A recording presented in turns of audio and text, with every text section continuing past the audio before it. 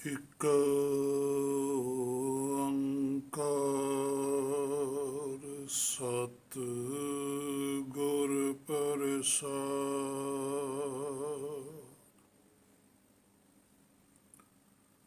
ਸਮਰਥ ਗੁਰੂ ਸਿਰ ਹੱਥ ਧਰਿਓ, ਗੁਰ ਕੀਨੀ ਕਿਰਪਾ ਹਰ ਨਾਮ ਦਿਓ। ਸਮਰਥ ਗੁਰੂ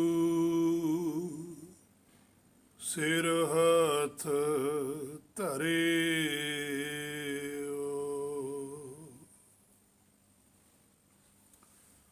ਚੱਲ ਰਹੀ ਗੁਰਬਾਣੀ ਸ਼ਬਦ ਦੀ ਜੋ ਵਿਚਾਰ ਹੈ, ਜੋ ਆਪਾਂ ਗੁਰ ਕਿਰਪਾ ਦੁਆਰਾ ਸਾਰੇ ਰਲ ਕੇ ਕਰਦੇ ਹਾਂ, ਜਿੰਨੀ ਕੁ ਗੁਰ ਸੋਝੀ ਬਖਸ਼ਦਾ ਹੈ ਉਹ ਸਮਰੱਥ ਹੈ। ਉਸ ਦੇ ਬਲ ਨਾਲ ਕੀਤੀ ਗਈ ਸਿਫਤ ਸੁਖਦਾਇਕ ਹੈ। ਕੱਲ ਆਪਾਂ ਨੇ ਸਾਹਿਬ ਦੇ ਬਚਨ ਨੂੰ ਵਿਚਾਰਿਆ ਸੀ, ਗਾਵੇ ਕੋ ਸਾਜ ਕਰੇ ਤਨਖੇ, ਗਾਵੇ ਕੋ ਜੀ ਲੈ ਫਿਰਦੇ।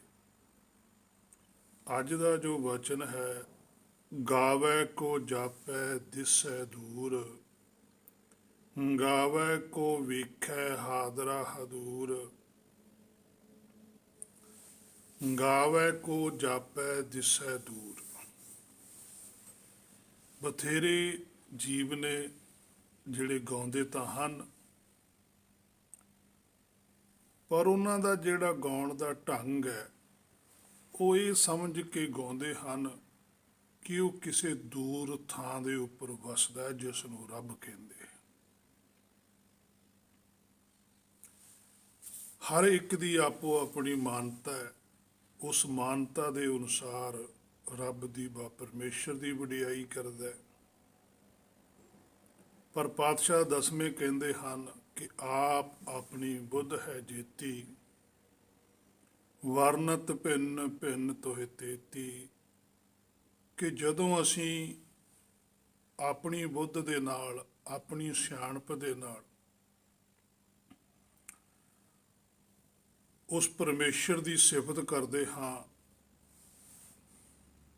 ਤਾਂ ਉਹ ਕੀਤੀ ਹੋਈ ਸਿਫਤ ਸਾਡੀ ਕਿਸੇ ਦੇ ਨਾਲ ਰਲਦੀ ਨਹੀਂ, ਸਭ ਦੀ ਵੱਖੋ ਵੱਖਰੀ ਹੁੰਦੀ ਹੈ। ਪਰ ਦੂਸਰੇ ਪਾਸੇ ਜਿਹੜੇ ਗੁਰਮੁਖ ਨੇ, ਗੁਰਸਿੱਖ ਨੇ, ਭਗਤ ਨੇ, ਉਹਨਾਂ ਦੁਆਰਾ ਕੀਤੀ ਹੋਈ ਸਿਫਤ ਇੱਕੋ ਜਿਹੀ ਹੈ, ਉਹ ਆਪਸ ਵਿੱਚ ਰਲਦੀ ਹੈ। ਕਿਉਂਕਿ ਪਰਮੇਸ਼ਰ ਹੈ ਜਿਹੜਾ ਪੂਰਨ ਜੋਤ ਆ, ਉਹ ਇੱਕ ਹੈ। ਜਿਹਨੇ ਇੱਕ ਨੂੰ ਨਹੀਂ ਜਾਣਿਆ, ਉਹਨਾਂ ਦੁਆਰਾ ਕੀਤੀ ਹੋਈ ਸਿਫਤ ਵੀ ਵੱਖੋ ਵੱਖਰੀ ਹੈ। ਜਿਨ੍ਹਾਂ ਨੇ ਇੱਕ ਨੂੰ ਜਾਣ ਲਿਆ, ਉਹਨਾਂ ਦੁਆਰਾ ਕੀਤੀ ਹੋਈ ਸਿਫਤ ਵੀ ਇੱਕੋ ਜਿਹੀ ਹੈ। ਹੇ ਮੇਰੇ ਮਨਾ, ਇਸ ਗੱਲ ਨੂੰ ਚੰਗੀ ਤਰ੍ਹਾਂ ਲੜ ਬੰਨ੍ਹ ਲੈ ਕਿ ਰਸਤਾ ਵੀ ਇੱਕੋ ਹੀ ਹੈ, ਮੰਜ਼ਿਲ ਵੀ ਇੱਕੋ ਹੀ ਹੈ। ਪਰ ਆਮ ਸੰਸਾਰ 'ਚ ਪ੍ਰਚਲਿਤ ਇਹ ਗੱਲ ਹੈ ਕਿ ਰਸਤਾ ਵੱਖੋ ਵੱਖਰੇ ਨੇ, ਮੰਜ਼ਿਲ ਇੱਕ ਹੈ। ਪਰ ਗੁਰਮਤ ਇਸ ਗੱਲ ਨੂੰ ਸਵੀਕਾਰ ਨਹੀਂ ਕਰਦੀ। ਇਸੇ ਕਰਕੇ ਉਹ ਆਪਣੀ ਮੱਤ ਦੇ ਅਨੁਸਾਰ ਇਹ ਵਿਖਿਆਨ ਕਰਦੇ ਹੈ ਕਿ ਉਹ ਤਾਂ ਬਹੁਤ ਦੂਰ ਹੈ, ਅਸੀਂ ਉਸ ਤੱਕ ਨਹੀਂ ਪਹੁੰਚ ਸਕਦੇ। ਅਸੀਂ ਕਲਯੁਗੀ ਜੀਵ ਹਾਂ, ਅਸੀਂ ਇੰਨਾ ਨਾਮ ਨਹੀਂ ਜਪ ਸਕਦੇ, ਇੰਨੀ ਸੰਗਤ ਨਹੀਂ ਕਰ ਸਕਦੇ, ਐਡਾ ਸਾਡਾ ਮਨ ਸ਼ੁੱਧ ਨਹੀਂ ਹੁੰਦਾ। ਪਰਿਵਾਰਾਂ ਵਿੱਚ ਵਿਚਰਦੇ ਹਾਂ, ਉਹ ਤਾਂ ਰੱਬ ਬੜਾ ਪਵਿੱਤਰ ਹੈ, ਬੜਾ ਸ਼ੁੱਧ ਹੈ, ਉਹਦੇ ਤੱਕ ਤਾਂ ਮਹਾਂਪੁਰਖਾਂ ਦੀ ਵੀ ਪਹੁੰਚ ਹੁੰਦੀ ਹੈ, ਸੰਤਾਂ ਦੀ ਵੀ ਪਹੁੰਚ ਹੁੰਦੀ ਹੈ, ਅਸੀਂ ਨਹੀਂ ਉਹਨਾਂ ਵਾਂਗੂ ਬਣ ਸਕਦੇ। ਜਦੋਂ ਸਾਡੀ ਇਸ ਤਰ੍ਹਾਂ ਦੀ ਸੋਚ ਰਹਿੰਦੀ ਹੈ ਤੇ ਫਿਰ ਸਾਡਾ ਇਸ ਸੰਸਾਰ ਵਿੱਚ ਆਉਣ ਦਾ ਕੀ ਮਕਸਦ ਹੈ, ਕੀ ਲਾਭ ਹੈ?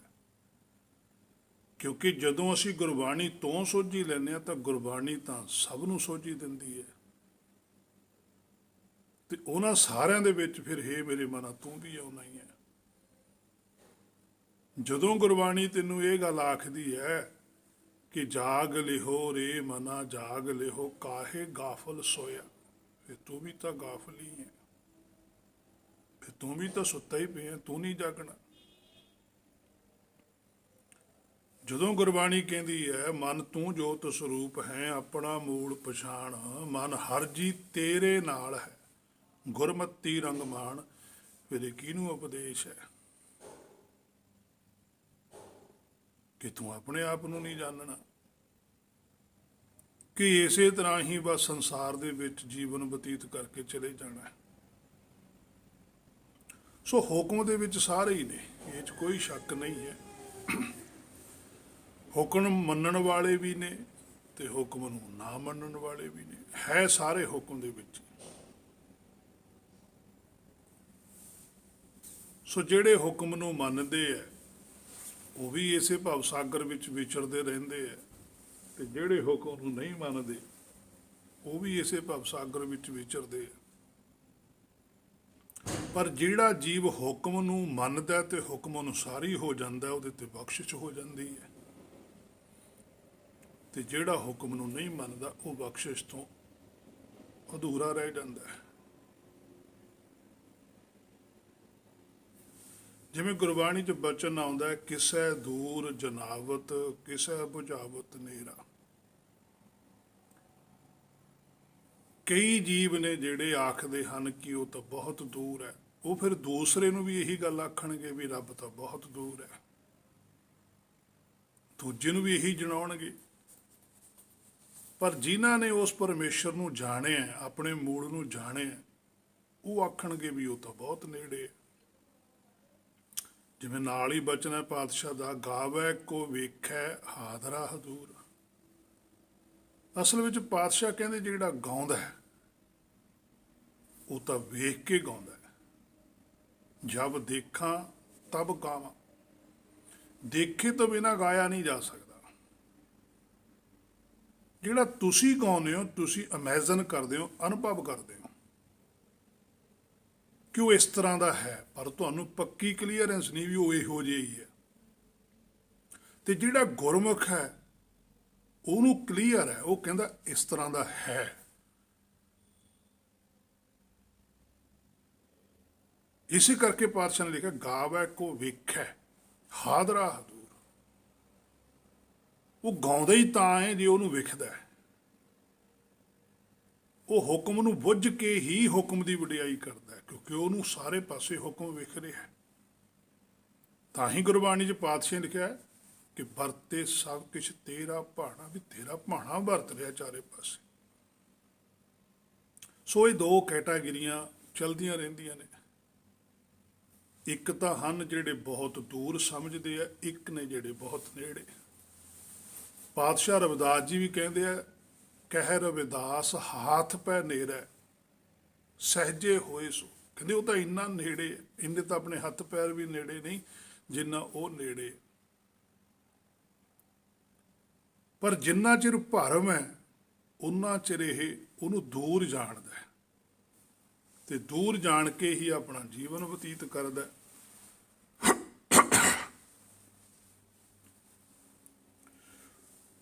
ਸੋ ਜੀਵ ਹੈ ਜਿਹੜਾ, ਜਿਹੜੇ ਵੀ ਜੀਵ ਉਹਨੂੰ ਗਾ ਰਹੇ ਨੇ, ਉਸ ਨੇ ਜਾਪੇ ਭਾਵ ਕੇ ਜਾਣ ਲਿਆ ਕਿ ਉਹ ਦੂਰ ਸੀ।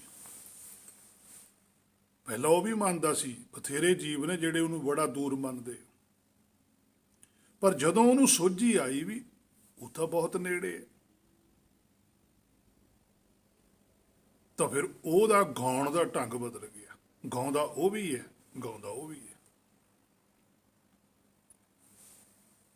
ਕਿੰਨਾ ਕੁ ਨੇੜੇ ਹੈ ਇਹ ਤਾਂ ਹੁਣ ਜਿਹੜੇ ਗਾਉਂਦੇ ਆ ਉਹਨਾਂ ਨੂੰ ਹੀ ਪਤਾ ਵੀ ਕਿੰਨਾ ਕੁ ਨੇੜੇ ਹੈ।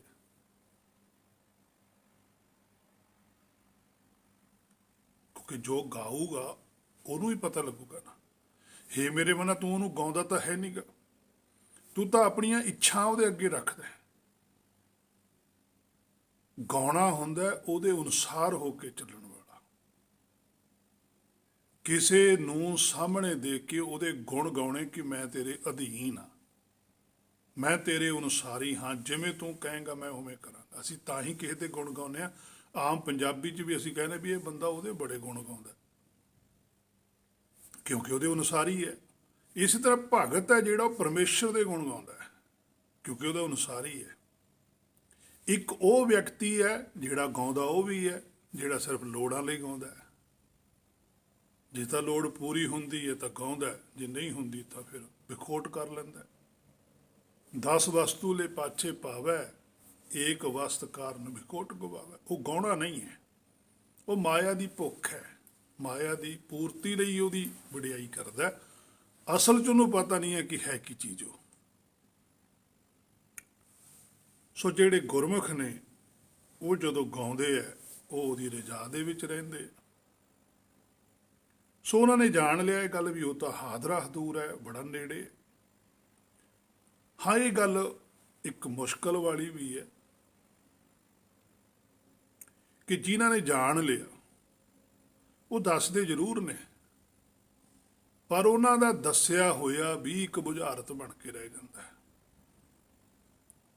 ਬੁਝਾਰਤ ਰਹਿੰਦੀ ਹੋਈ ਰਹਿਣੀ ਹੈ, ਬੁਝਾਰਤ ਬੁੱਝਣੀ ਪਊਗੀ। ਜਿਵੇਂ ਗੁਰਬਾਣੀ ਦੇ ਅੰਦਰ ਹੁਕਮ ਦੀ ਗੱਲ ਕੀਤੀ ਕਿ ਹੁਕਮ ਬੁੱਝੋ, ਜਿਹਦਾ ਮਤਲਬ ਹੁਕਮ ਦੱਸਿਆ ਨਹੀਂ, ਹੁਕਮ ਕੀਤਾ ਨਹੀਂ।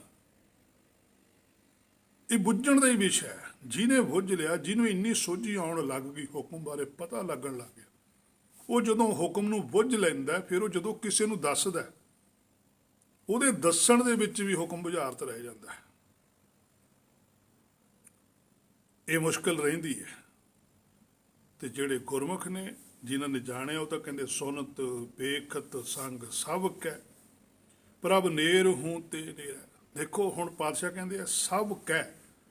ਜਿਹਨੇ ਜਾਣਿਆ ਉਹ ਕਹਿੰਦਾ ਕਿ ਸੁਨਤ ਪੇਖਤ, ਵੀ ਤੂੰ ਮੇਰੀ ਗੱਲ ਨੂੰ ਸੁਣ, ਪੇਖਤ ਤੂੰ ਚੰਗੀ ਤਰ੍ਹਾਂ ਧਿਆਨ ਤਾਂ ਕਰ, ਸੰਗ ਸਭ ਕਹਿ, ਉਹ ਤਾਂ ਤੇਰੇ ਵੀ ਸੰਗੀ ਹੈ, ਮੇਰਾ ਵੀ ਸੰਗੀ ਹੈ।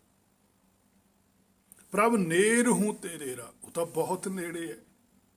ਕਿੰਨਾ ਕੁ ਨੇੜੇ ਹੈ? ਭਾਵ ਕਿ ਜਦੋਂ ਤੂੰ ਆਪਣੇ ਆਪ ਨੂੰ ਜਾਣ ਲੇਗਾ, ਤੂੰ ਹੀ ਹੈ ਉਹ, ਬਸ ਤੂੰ ਆਪਣੇ ਆਪ ਨੂੰ ਜਾਣਦਾ ਨਹੀਂ ਹੈ। ਉਹ ਤਾਂ ਬਹੁਤ ਨੇੜੇ ਹੈ। ਸੋ ਉਹਨਾਂ ਨੂੰ ਤਾਂ ਫਿਰ ਸਾਰੇ ਪਾਸੇ ਜੋਤ ਹੀ ਜੋਤ ਦਿੰਦੀ ਹੈ, ਜਾਤ ਦਿਸਦੀ ਨਹੀਂ ਹੈ। ਘਟ ਘਟ ਮੈਂ ਹਰ ਜੂ ਵਸੈ, ਇਹ ਗੁਰਮੁਖਾਂ ਦੀ ਵਿਰਤੀ ਹੈ। ਜਿਨ੍ਹਾਂ ਨੇ ਜਾਣ ਲਿਆ ਸੋ ਗਾਵੈ ਕੋ ਜਾਪੈ ਦਿਸੈ ਦੂਰ। ਗਾਉਂਦੇ ਉਹ ਵੀ ਨੇ, ਪਰ ਉਹਨੂੰ ਦੂਰ ਮੰਨ ਕੇ ਗਾਉਂਦੇ ਨੇ। ਗਾਵੈ ਕੋ ਵੇਖੈ ਹਾਦਰਾ ਹਦੂਰ। ਜਿਨ੍ਹਾਂ ਨੇ ਵੇਖ ਲਿਆ ਵੀ ਇਹ ਤਾਂ ਬਹੁਤ ਨੇੜੇ ਹੈ, ਉਹ ਅਸਲ ਵਿੱਚ ਉਹ ਗਾਉਣਾ ਹੈ।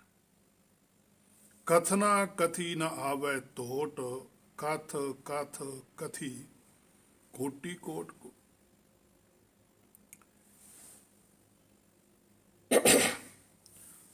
ਸੋ ਕਰੋੜਾਂ ਹੀ ਜੀਵ ਨੇ ਜਿਹੜੇ ਫਿਰ ਉਹਦੀ ਕਥਾ ਵੀ ਕਰਦੇ ਆ। ਕਥਨਾ ਕਥੀ ਨਾ ਆਵੈ ਤੋਟ। ਗੁਰਮਤ ਹੈ ਇੱਕ ਜਿਹੜੀ, ਗੁਰਮੁਖ ਹੈ ਜਿਹੜਾ, ਉਹ ਇੱਕ ਮੱਤ ਦਾ ਧਾਰ ਨਹੀਂ ਹੈ। ਕਥਾ ਉਹ ਵੀ ਕਰਦਾ, ਕਥਾ ਸੰਸਾਰੀ ਲੋਕ ਵੀ ਕਰਦੇ ਨੇ।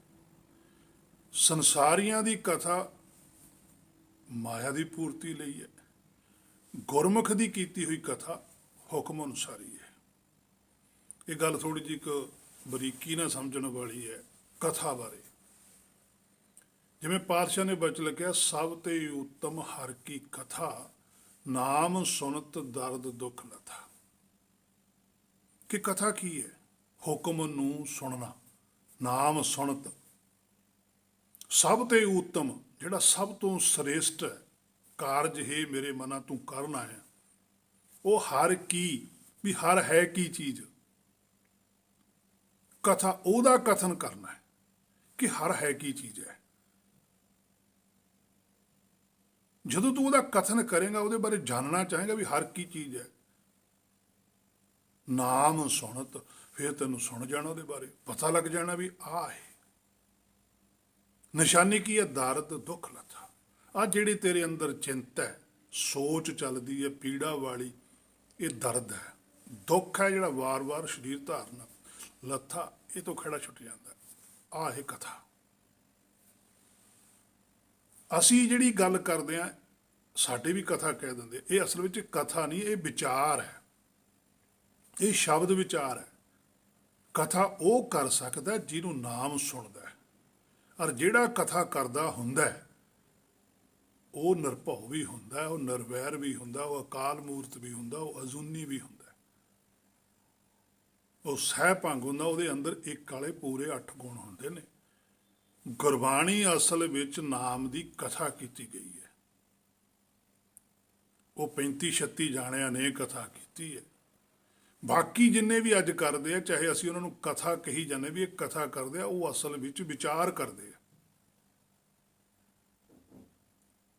ਅਸੀਂ ਕਰਨੀ ਹੋਈ ਵਿਚਾਰ ਹੈ। ਅਸੀਂ ਕਥਾ ਉਦੋਂ ਕਰਾਂਗੇ ਜਦੋਂ ਸਾਨੂੰ ਸੱਚਖੰਡ ਵੱਲੋਂ ਹੁਕਮ ਆਊਗਾ, ਜਦੋਂ ਅਸੀਂ ਬੁਲਾਇਆ ਬੋਲਾਂਗੇ। ਜਿੰਨਾ ਚਿਰ ਅਸੀਂ ਬੁਲਾਇਆ ਨਹੀਂ ਬੋਲਦੇ, ਉਨਾ ਚਿਰ ਸਾਡੀ ਵਿਚਾਰ ਹੈ, ਕਿਉਂਕਿ ਵਿਚਾਰ ਦੇ ਵਿੱਚ ਅਨੁਭਵ ਵੀ ਹੁੰਦੇ ਨੇ। ਕਥਾ 'ਚ ਕੋਈ ਅਨੁਭਵ ਨਹੀਂ ਹੁੰਦਾ, ਕਥਾ ਤਾਂ ਡਾਇਰੈਕਟ ਹੁੰਦੀ ਹੈ, ਸਿੱਧੀ। ਕੋਈ ਸਾਹਮਣੇ ਕੋਈ ਬੋਲ ਰਿਹਾ, ਉਹ ਕਹਿੰਦਾ ਵੀ ਤੂੰ ਐਂ ਕਹਿ ਦੇ, ਉਹੀ ਕੁਛ ਰਿਪੀਟ ਕਰ ਦੇਣਾ। ਅਸੀਂ ਕਰਦੇ ਹਾਂ ਆਪਣੇ ਹਿਸਾਬ ਦੇ ਨਾਲ, ਜੋ ਸਾਡੇ ਦੀ ਭਾਸ਼ਾ ਦੇ ਅਰਥ ਨੇ, ਅਸੀਂ ਉਹਨਾਂ ਨੂੰ ਵੀ ਵੇਖਣਾ ਪੈਂਦਾ ਸਾਨੂੰ। ਫਿਰ ਸਾਡੇ ਸਮਾਜ ਦੀਆਂ ਜੋ ਪ੍ਰਚਲਿਤ ਵਿਚਾਰਧਾਰਾ ਨੇ, ਸਾਨੂੰ ਉਹ ਵੀ ਵੇਖਣੀਆਂ ਪੈਂਦੀਆਂ ਨੇ। ਕਿਸੇ ਨਾਲ ਅਸੀਂ ਲਿਹਾਜ਼ ਵੀ ਕਰਦੇ ਹਾਂ, ਕਿਸੇ ਨੂੰ ਅਸੀਂ ਕੰਡੈਮ ਵੀ ਕਰ ਦਿੰਦੇ ਹਾਂ, ਕੱਟਦੇ ਵੀ ਹਾਂ। ਪਰ ਜਿਹੜਾ ਗੁਰਮੁਖ ਹੈ, ਜਦੋਂ ਉਹ ਕਥਾ ਕਰਦਾ, ਉਹ ਫਿਰ ਕਿਸੇ ਨਾਲ ਲਿਹਾਜ਼ ਨਹੀਂ ਕਰਦਾ, ਕਿਸੇ ਦੇ ਕਟਾਸ਼ ਨਹੀਂ ਕਰਦਾ, ਉਹੀ ਕੁਛ ਬੋਲਦਾ ਜੋ ਪਰਮੇਸ਼ਰ ਵੱਲੋਂ ਆ ਰਿਹਾ। ਉਹ ਅੱਗੇ ਜਹਾਂ ਜਿਹਨੂੰ ਸੁਣਾ ਰਿਹਾ, ਉਹਨੂੰ ਭਾਵੇਂ ਲੱਗ ਜਾਵੇ ਵੀ ਮੇਰੇ ਤੇ ਨੇ ਤਰਕ ਕੀਤਾ, ਮੇਰੇ ਤੇ ਕਟਾਸ਼ ਕੀਤੀ ਹੈ, ਜਾਂ ਮੈਨੂੰ ਵਡਿਆਇਆ। ਉਹ ਉਹਦੀ ਤੇ ਨਿਰਭਰਤਾ ਹੈ, ਪਰ ਗੁਰਮੁਖ ਤੇ ਨਹੀਂ ਹੈ। ਕਿਉਂਕਿ ਗੁਰਬਾਣੀ ਆਪ ਕਹਿੰਦੀ ਹੈ ਕਿ ਪੰਡਤ ਮੁੱਲਾਂ ਛਾਡੇ ਦੋ, ਹਮਰਾ ਝਗੜਾ ਰਹਾ ਨਾ ਕੋ। ਕਹਿੰਦਾ ਮੈਂ ਤਾਂ ਸਾਰੇ ਛੱਡੇ ਨੇ। ਹਿੰਦੂ ਅੰਨਾ ਤੁਰਕੂ ਕਾਣਾ, ਦੋਹਾਂ ਤੇ ਗਿਆਨੀ ਸਿਆਣਾ। ਅੱਜ ਕੋਈ ਕਹੇ, ਅੱਜ ਤਾਂ ਕੇਸ ਕਰ ਦਿੰਦੇ ਆ ਵੀ ਸਾਡੇ ਹਿੰਦੂਆਂ ਤੇ ਅਟੈਕ ਕੀਤਾ ਜਾਂ ਤੁਰਕਾਂ ਤੇ ਅਟੈਕ ਕੀਤਾ। ਫਿਰ ਸਭ ਤੋਂ ਪਹਿਲਾਂ ਤਾਂ ਕੇਸ ਗੁਰਬਾਣੀ ਤੇ ਹੋਵੇ। ਗੁਰਬਾਣੀ ਤਾਂ ਵਾਰ-ਵਾਰ ਕਹਿੰਦੀ ਹੈ। ਕਿਉਂਕਿ ਸਾਡੀ ਬਦਕਿਸਮਤੀ ਇਹ ਹੈ ਕਿ ਅਸੀਂ ਜਦੋਂ ਵਿਚਾਰ ਕਰਦੇ ਹਾਂ, ਅਸੀਂ ਵਿਚਾਰ 'ਚ ਇਹ ਨਹੀਂ ਸਮਝਾ ਸਕੇ ਕਿ ਗੁਰਬਾਣੀ ਹਿੰਦੂ ਕਿਹਨੂੰ ਕਹਿੰਦੀ ਹੈ, ਗੁਰਬਾਣੀ ਤੁਰਕੂ ਕਿਹਨੂੰ ਕਹਿੰਦੀ ਹੈ, ਗੁਰਬਾਣੀ ਸਿੱਖ ਕਿਹਨੂੰ ਕਹਿੰਦੀ ਹੈ। ਅਸੀਂ ਨਹੀਂ ਸਮਝਾ ਸਕੇ। ਅਸੀਂ ਵੀ ਫਿਰਕੇ ਪ੍ਰਸਤੀ 'ਚ ਖੜੇ ਹਾਂ। ਜੇ ਅਸੀਂ ਗੁਰਬਾਣੀ ਵਾਲੇ ਵਿਚਾਰ ਸਹੀ ਤਰੀਕੇ ਦੇ ਨਾਲ ਸਮਝਾਈਏ ਤਾਂ ਉਹ ਵੀ ਮੰਨਣਗੇ ਕਿ ਵਾਕਈ ਗੱਲ ਠੀਕ ਹੈ। ਪਰ ਸਾਡੇ ਕੀ ਹੈ, ਕੌਮੀਅਤ ਦਾ ਝਗੜਾ ਖੜਾ ਕਰ ਲਿਆ। ਗੁਰਬਾਣੀ ਕੌਮੀਅਤ ਨੂੰ ਨਹੀਂ ਮੰਨਦੀ। ਜਦੋਂ ਗੁਰਬਾਣੀ ਨੇ ਇਹ ਗੱਲ ਕਹਿਤੀ ਕਿ ਮਾਨਸ ਕੀ ਜਾਤ ਸਭ ਹੈ, ਇੱਕ ਹੈ ਪਹਿਚਾਨ ਬੋ। ਗੁਰਬਾਣੀ ਨੇ ਜਦੋਂ ਇਹ ਗੱਲ ਕਹਿਤੀ, ਏਕ ਪਿਤਾ ਏਕ ਸਕੇ ਹਮ ਵਰਗ, ਫਿਰ ਜਾਤ ਪਾਤ ਕਿੱਥੋਂ ਆ ਗਈ, ਕੌਮੀਅਤ ਕਿੱਥੋਂ ਆਈ, ਧੜੇਬੰਦੀ ਕਿੱਥੋਂ ਆਈ, ਫਿਰਕਾ ਪ੍ਰਸਤੀ ਕਿੱਥੋਂ ਆਈ? ਇਹ ਮਾਇਆ ਦੀ ਵਿਚਾਰ ਚੋਂ ਆਈ ਹੈ। ਜੇ ਅਸੀਂ ਗੁਰਮਤ ਦੀ ਵਿਚਾਰ ਕਰੀਏ ਤਾਂ ਫਿਰ ਸਾਰੇ ਅਸੀਂ ਇੱਕ ਹਾਂ। ਆਵੋ ਸੰਤ ਮਿਲੋ ਮੇਰੇ ਭਾਈ, ਮਿਲ ਹਰ ਹਰ ਕਥਾ ਕਰੋ। ਫਿਰ ਅਸੀਂ ਇੱਕ ਦੂਜੇ ਨੂੰ ਭਾਈ ਸਮਝਾਂਗੇ, ਸੰਤ ਸਮਝਾਂਗੇ, ਸ਼ੁੱਧ ਸਮਝਾਂਗੇ। ਫਿਰ ਅਸੀਂ ਹਰ ਦੇ ਬਾਰੇ ਕੁਛ ਵਿਖਿਆਨ ਕਰ ਸਕਦੇ। ਉਨਾ ਚਿਰ ਨਹੀਂ ਹੈ। ਸੋ ਕਥਨਾ ਕਥੀ ਨਾ ਆਵੈ ਟੋਟ। ਬਥੇਰੇ ਨੇ ਉਹਦੀ ਕਥਾ ਕਰ ਕਰਕੇ ਚਲੇ ਗਏ। ਉਹ ਆਪਣੇ ਆਪ ਨੂੰ ਆਖਦੇ ਰਹੇ ਵੀ ਅਸੀਂ ਕਥਨ ਕਰਦੇ ਹਾਂ, ਔਰ ਉਹਨਾਂ ਨੇ ਕਥੀਆ ਵੀ ਹੈ। ਨਾ ਆਵੈ ਤੋਟ, ਕਹਿੰਦੇ ਤੋਟ ਉਹ 'ਚ ਵੀ ਨਹੀਂ ਆ ਰਹੀ, ਕਮੀ ਉਹਨਾਂ 'ਚ ਵੀ ਆ ਨਹੀਂ ਰਹੀ। ਕਿਉਂਕਿ ਮਾਇਆ ਧਾਰੀ ਸਰੀਰ, ਦੇਹ ਧਾਰੀ ਸਰੀਰ ਆਉਂਦੇ ਰਹਿੰਦੇ, ਉਹ ਉਹਨਾਂ ਦੀ ਉਸਤਤ ਕਰਦੇ ਚਲੇ ਜਾਂਦੇ ਆ। ਗੁਰਮੁਖ ਨੇ ਜਿਹੜੇ, ਉਹ ਜੋਤ ਦਾ ਕਥਨ ਕਰਦੇ ਚਲੇ ਜਾਂਦੇ ਆ। ਨਾ ਤਾਂ ਗੁਰਮੁਖੀ ਖਤਮ ਹੁੰਦੇ ਨੇ, ਨਾ ਇਹ ਸੰਸਾਰੀ ਖਤਮ ਹੋ ਰਹੇ ਨੇ। ਕਥ ਕਥ ਕਥੀ, ਕਹਿੰਦੇ ਕਥ ਕਥ ਕੇ ਬਰੀਕ ਤੋਂ ਬਰੀਕ ਨੁਕਤੇ ਮਾਇਆ ਦੇ ਵੀ ਸਮਝਾਏ ਜਾਂਦੇ ਨੇ, ਤੇ ਬਰੀਕ ਤੋਂ ਬਰੀਕ ਨੁਕਤੇ ਗੁਰਮਤ ਦੇ ਵੀ ਸਮਝਾਏ ਜਾਂਦੇ ਨੇ। ਗੁਰਮੁਖਾਂ ਦਾ ਟਾਰਗੇਟ ਹੁੰਦਾ ਆਤਮਾ, ਤੇ ਉਹ ਆਤਮਾ ਬਾਰੇ ਬਰੀਕ ਤੋਂ ਬਰੀਕ ਸੋਝੀ ਕਰਾਉਂਦੇ ਨੇ। ਸੰਸਾਰੀਆਂ ਦਾ ਟਾਰਗੇਟ ਹੁੰਦਾ ਬਾਹਰਲੇ ਸਰੀਰ ਤੇ ਜਾਂ ਮਾਇਆ ਤੇ। ਉਹ ਮਾਇਆ ਦੇ ਬਾਰ-ਬਾਰ ਨੁਕਤੇ ਸਮਝਾਉਂਦੇ ਆ ਕਿ ਇਸ ਤਰੀਕੇ ਨਾਲ ਇਹ ਹੁੰਦਾ। ਦੋਨਾਂ ਦਾ ਆਪਸ ਵਿੱਚ ਇਹ ਝਗੜਾ ਚੱਲਦਾ ਹੀ ਰਹਿੰਦਾ। ਇਸੇ ਕਰਕੇ ਆਖਿਆ ਸੀ ਮਾਇਆ ਧਾਰੀ ਅਤ ਅੰਨਾ ਬੋਲਾ, ਸ਼ਬਦ ਨਾ ਸੁਣੀ ਬਹੁ ਰੋਲ ਕਚੋਲਾ। ਉਹਨੂੰ ਸ਼ਬਦ ਨਹੀਂ ਸੁਣਦਾ, ਸ਼ਬਦ ਕੀ ਹੈ? ਤੁਰਕੀ ਬਾਣੀ।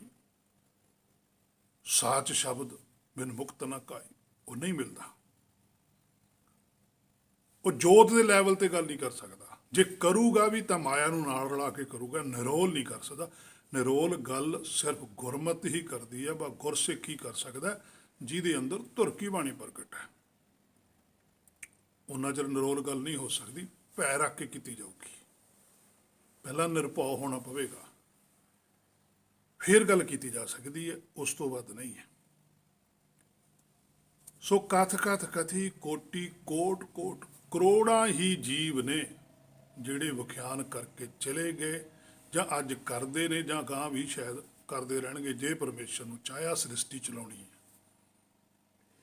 ਇਹ ਉਹਦੀ ਮਰਜ਼ੀ ਹੈ, ਕਿਸੇ ਜੀਵ ਦੀ ਨਹੀਂ ਹੈ।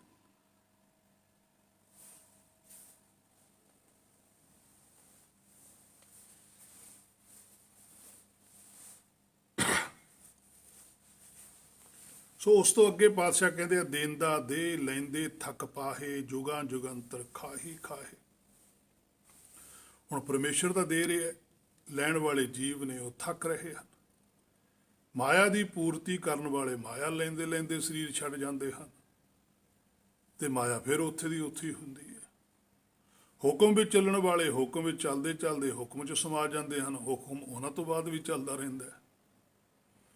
ਜਦੋਂ ਦੀ ਸ੍ਰਿਸ਼ਟੀ ਸਾਜੀ ਹੈ, ਉਦੋਂ ਤੋਂ ਹੀ ਇਹ ਸਿਲਸਿਲਾ ਲਗਾਤਾਰ ਚੱਲ ਰਿਹਾ। ਹਾਕਮ ਦਾ ਹੁਕਮ ਚੱਲ ਰਿਹਾ ਹੈ। ਨਾਨਕ ਜੀ ਪਾਤਸ਼ਾਹ ਪੂਰਨ ਬ੍ਰਹਮ ਹਨ, ਉਹ ਹੁਕਮੀ ਹਨ, ਤੇ ਹੁਕਮ ਦੇ ਵਿੱਚ ਹੀ ਆਪਣਾ ਜੀਵਨ ਬਤੀਤ ਕਰਦੇ ਰਹੇ।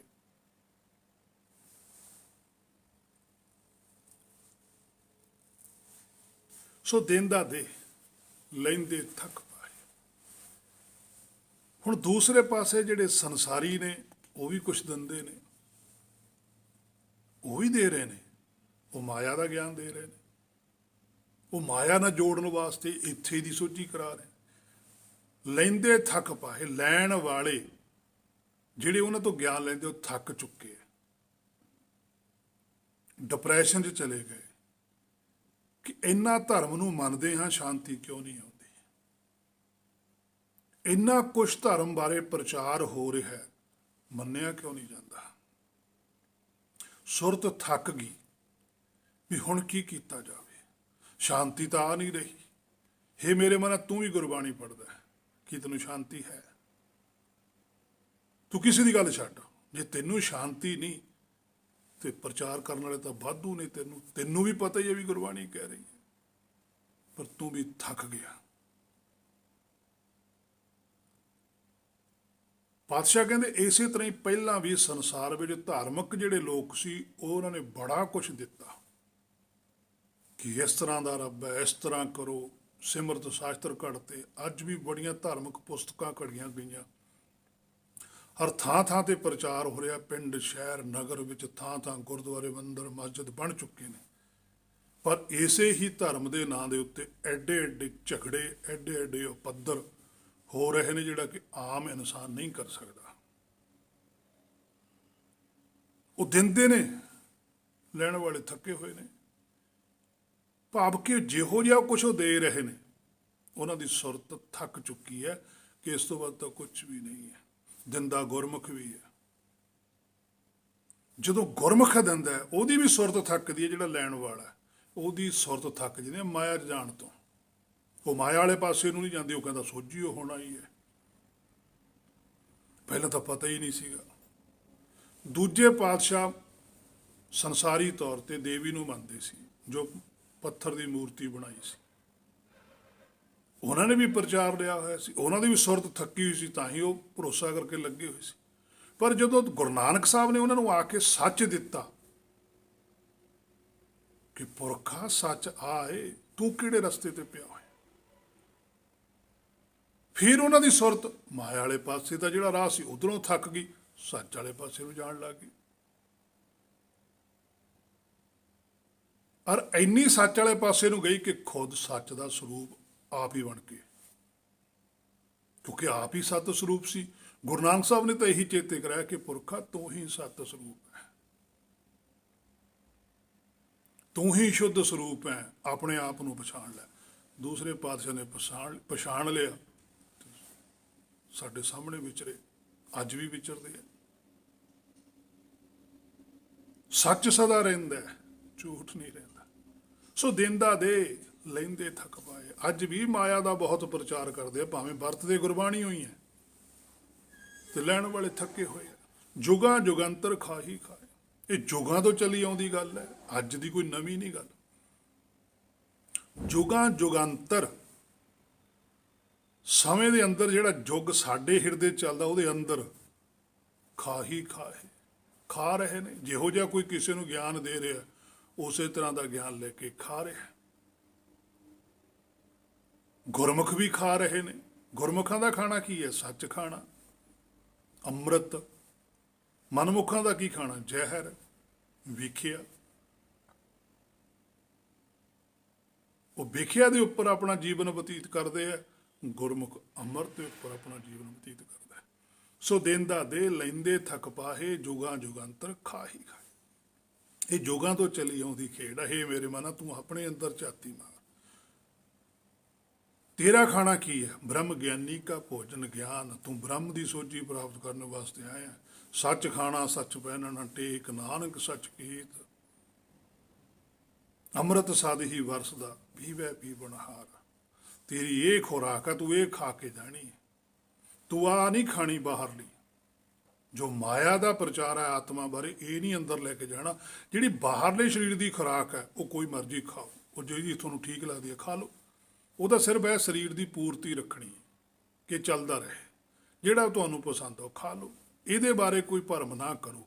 ਭਰਮ ਕਰੋ ਆਤਮਾ ਦੀ ਖੁਰਾਕ ਤੇ, ਕਿ ਮੇਰੀ ਆਤਮਾ ਜਿਹੜੀ ਉਹ ਕੀ ਖਾ ਰਹੀ ਹੈ।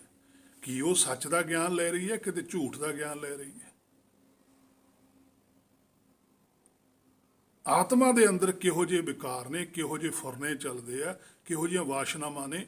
ਹੇ ਮੇਰੇ ਮਨਾ, ਉਹਦੇ ਤੇ ਕੇਂਦਰਿਤ ਕਰ ਧਿਆਨ ਆਪਣਾ। ਧਿਆਨ ਰੱਬ ਦਾ ਨਾ ਕਰ, ਧਿਆਨ ਆਪਣਾ ਕਰ ਵੀ ਤੂੰ ਕੀ ਕਰਦਾ। ਆਪਣਾ ਮੂਲ ਪਛਾਣਨ ਬਾਰੇ ਗੱਲ ਕਰ।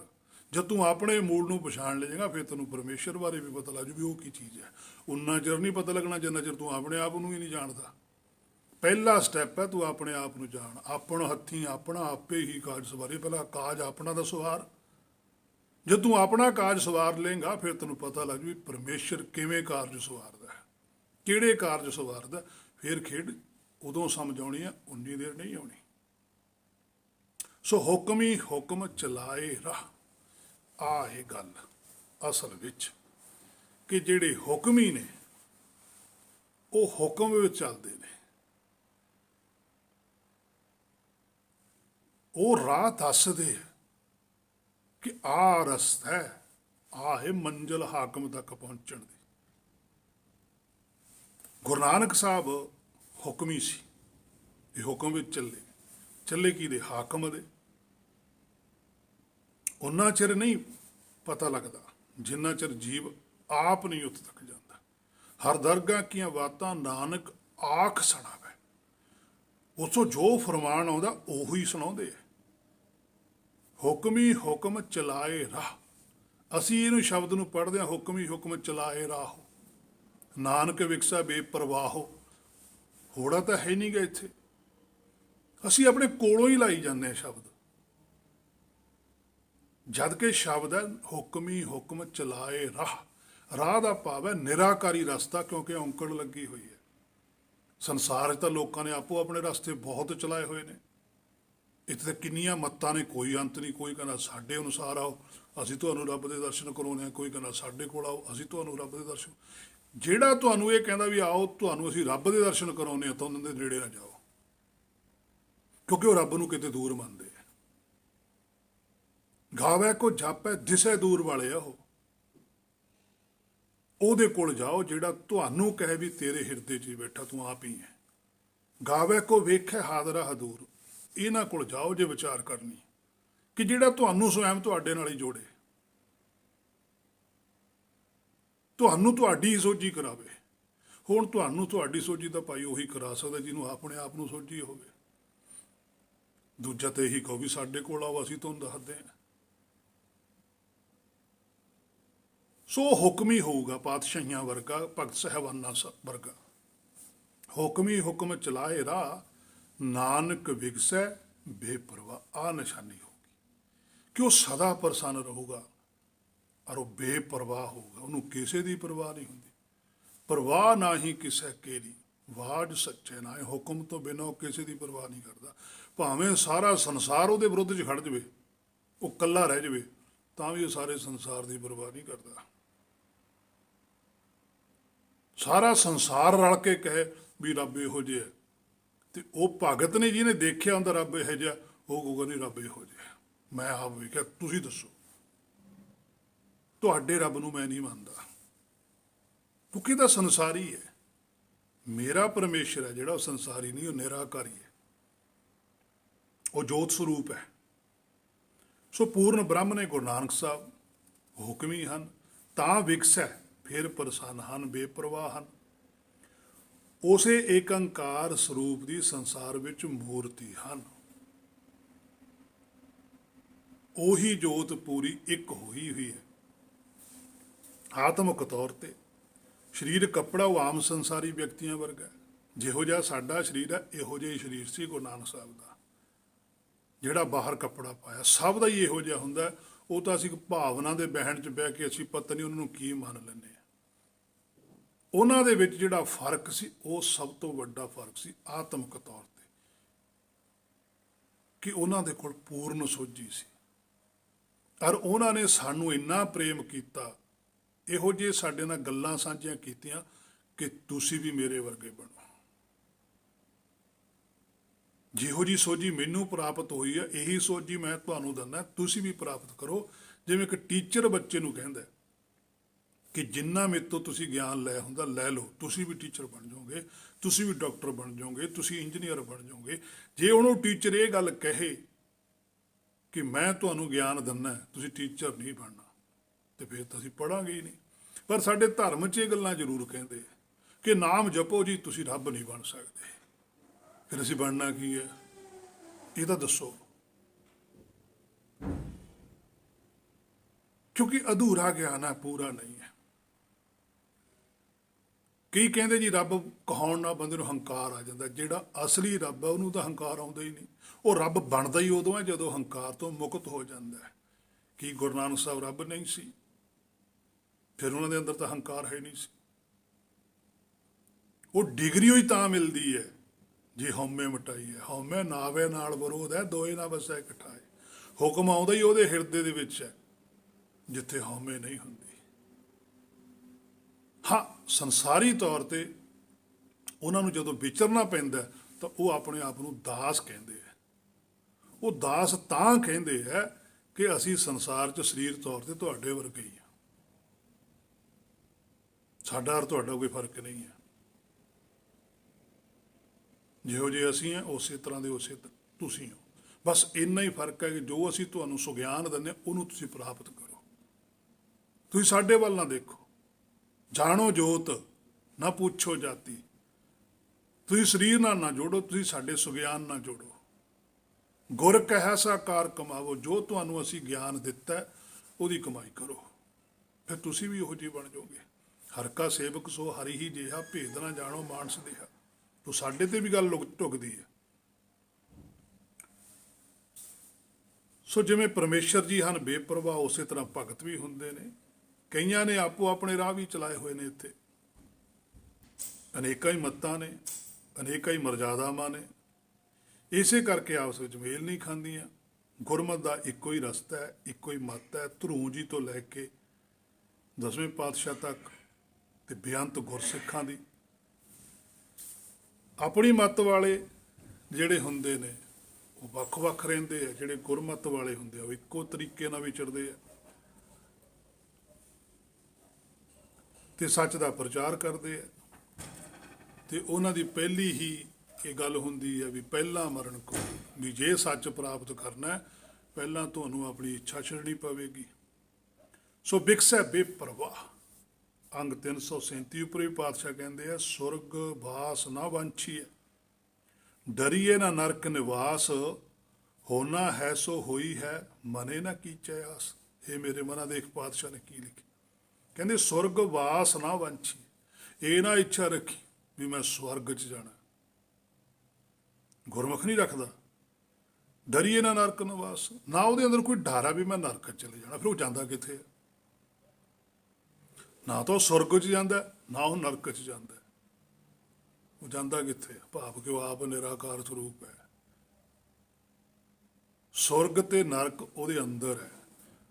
ਸੁਰਗ ਉਹ ਹੁੰਦਾ ਜਿਹੜਾ ਸੱਚ ਵੀ ਬੋਲਦਾ ਤੇ ਝੂਠ ਨੂੰ ਵੀ ਥੋੜਾ ਥੋੜਾ ਮੰਨਦਾ ਨਾਲ, ਜਿਹੜਾ ਸੱਚ ਦੀ ਵੀ ਗੱਲ ਕਰਦਾ ਤੇ ਮਾਇਆ ਨਾਲ ਵੀ ਥੋੜਾ ਜਿਹਾ ਜੁੜਿਆ ਰਹਿੰਦਾ, ਉਹ ਸੁਰਗ 'ਚ ਰਹਿੰਦਾ। ਨਰਕ 'ਚ ਉਹ ਰਹਿੰਦਾ ਜਿਹੜਾ ਨਿਰਾ ਹੀ ਮਾਇਆ ਨਾਲ ਜੁੜਿਆ ਰਹਿੰਦਾ, ਸੱਚ ਆਪ ਆਪਣੇ ਆਪ ਨੂੰ ਜਾਣਦਾ ਨਹੀਂ। ਇਹਨਾਂ ਤੋਂ ਵੱਖਰੀ ਕੈਟਾਗਰੀ ਹੈ ਗੁਰਮੁਖਾਂ ਦੀ, ਜਿਹੜੇ ਸ਼ੁੱਧ ਸਰੂਪ ਹੁੰਦੇ। ਸੱਚਖੰਡ ਵਸੈ ਨਿਰੰਕਾਰ, ਉਹ ਨਿਰੰਕਾਰ ਬਣ ਜਾਂਦੇ ਆ। ਉਹ ਨਿਰੋਲ ਸੱਚ ਬੋਲਦੇ ਆ, ਜਿਵੇਂ ਪਾਤਸ਼ਾਹੀਆਂ ਨੇ, ਭਗਤ ਸਾਹਿਬਾਨਾਂ ਨੇ, ਗੁਰਸਿੱਖਾਂ ਨੇ ਬੋਲਿਆ। ਉਹਨਾਂ ਨੂੰ ਪਤਾ ਹੋਣਾ ਹੈ ਸੋ ਹੋਈ ਹੈ, ਵੀ ਜੋ ਕੁਝ ਹੋ ਰਿਹਾ ਉਹ ਤਾਂ ਹੁਕਮ 'ਚ ਹੋ ਰਿਹਾ। ਮਨੇ ਨਾ ਕੀ ਅਭਿਮਾਨ 'ਚ ਆਸ ਕਾਹਦੇ ਵਾਸਤੇ ਕਰਨੀ? ਹੋਣਾ ਤਾਂ ਉਹੀ ਹੈ ਜੋ ਹੁਕਮ ਹੋ ਰਿਹਾ, ਆਸ ਕਾਹਦੇ ਵਾਸਤੇ? ਆਸ ਨਹੀਂ ਕਰਨੀ, ਹੁਕਮ 'ਚ ਚੱਲਣਾ ਹੈ ਬਸ। ਜਿਹੋ ਜਿਹਾ ਹੁਕਮ ਵਰਤ ਰਿਹਾ ਉਹਦੇ ਵਿੱਚ ਚੱਲੀ ਜਾਣਾ ਹੈ। ਹੇ ਮੇਰੇ ਮਨਾ, ਹੁਣ ਤੂੰ ਤਾਂ ਇੱਛਾ ਬਹੁਤ ਕਰਦਾ ਹੈ ਵੀ ਆਹ ਵੀ ਮਿਲੇ, ਉਹ ਵੀ ਮਿਲੇ। ਗੁਰਬਾਣੀ ਕਹਿੰਦੀ ਵੀ ਇੱਛਾ ਨਹੀਂ ਕਰਨੀ, ਤੇ ਸਾਡੇ ਪ੍ਰਚਾਰੀ ਹੈ ਵੀ ਇੱਥੋਂ ਆਹ ਇੱਛਾ ਪੂਰੀ ਹੁੰਦੀ, ਇੱਥੋਂ ਆਹ ਇੱਛਾ ਪੂਰੀ ਹੁੰਦੀ ਹੈ। ਬੜਾ ਫਰਕ ਹੈ ਗੁਰਬਾਣੀ ਦਰ ਤੇਰਾ ਹੀ ਸੱਚੇ ਪਾਤਸ਼ਾਹ ਸੋਝੀ ਬਖਸ਼। ਅੰਗ 294 ਉੱਪਰ ਵੀ ਪਾਤਸ਼ਾਹ ਕਹਿੰਦੇ ਆ, ਸਭ ਕੈ ਮਦ ਅਲਿਪਤੋ ਰਹਿ। ਕਹਿੰਦੇ ਹੈ ਸਾਰਿਆਂ ਦੇ ਵਿੱਚ, ਹੁਕਮ ਸਾਰਿਆਂ ਦੇ ਅੰਦਰ ਹੀ ਵਰਤ ਰਿਹਾ, ਪਰ ਅਲਿਪਤ ਹੈ। ਉਹ ਵਿੱਚ ਹੁੰਦਾ ਹੋਇਆ ਵੀ ਲਿਪਤ ਨਹੀਂ ਹੁੰਦਾ। ਇਸੇ ਤਰ੍ਹਾਂ ਜਿਹਨੇ ਨੇ ਹੁਕਮ ਬੁੱਝ ਲਿਆ ਉਹ ਵੀ ਇਸੇ ਸੰਸਾਰ 'ਚ ਰਹਿੰਦਾ, ਪਰ ਸੰਸਾਰ 'ਚ ਰਹਿੰਦਾ ਹੋਇਆ ਸੰਸਾਰ ਨਾਲ ਲਿਪਤ ਨਹੀਂ ਹੁੰਦਾ, ਅਲਿਪਤ ਰਹਿੰਦਾ। ਜੋ ਕੁਛ ਕਰਨਾ ਕਹਿਣਾ ਸੋ ਆਪੇ ਆਪ। ਉਹਨੂੰ ਪਤਾ ਵੀ ਜੋ ਕੁਛ ਵੀ ਮੈਂ ਕਹਿ ਰਿਹਾ, ਬੋਲ ਰਿਹਾ, ਇਹ ਤਾਂ ਉਹ ਆਪ ਹੀ ਬੁਲਾ ਰਿਹਾ, ਆਪੇ ਆਪ ਹੀ ਬੁਲਾ ਰਿਹਾ। ਆਗਿਆ ਆਵੇ ਆਗਿਆ ਜਾਏ, ਉਹ ਕਹਿੰਦਾ ਹੁਕਮ 'ਚ ਹੀ ਆਉਂਦਾ, ਹੁਕਮ 'ਚ ਹੀ ਚਲੇ ਜਾਂਦਾ। ਨਾਨਕ ਜਾਂ ਭਾਵੈ ਤਾਂ ਲੈ ਸਮਾਏ। ਨਾਨਕ ਜੀ ਕਹਿੰਦੇ ਉਹਨੂੰ ਜਿਹੜਾ ਭਾ ਜਾਂਦਾ, ਭਾਵ ਕਿ ਜਿਹਨੂੰ ਸੱਚ ਚੰਗਾ ਲੱਗ ਜਾਂਦਾ, ਜਿਹਨੂੰ ਹੁਕਮ ਚੰਗਾ ਲੱਗ ਜਾਂਦਾ, ਉਹ ਹੁਕਮ ਦੇ ਵਿੱਚ ਸਮਾ ਜਾਂਦਾ, ਤੇ ਹੁਕਮ ਵਿੱਚ ਸਮਾ ਕੇ ਉਹ ਵੀ ਬੇਪਰਵਾਹ ਹੋ ਜਾਂਦਾ। ਸੋ ਹੁਕਮ ਹੀ ਹੁਕਮ ਚਲਾਏ ਰਾਹ, ਨਾਨਕ ਵਿਕਸੈ ਬੇਪਰਵਾਹ। ਹੇ ਮੇਰੇ ਮਨਾ, ਹੁਣ ਅੱਗੇ ਤੂੰ ਦੇਖ ਕੀ ਕਰਨਾ।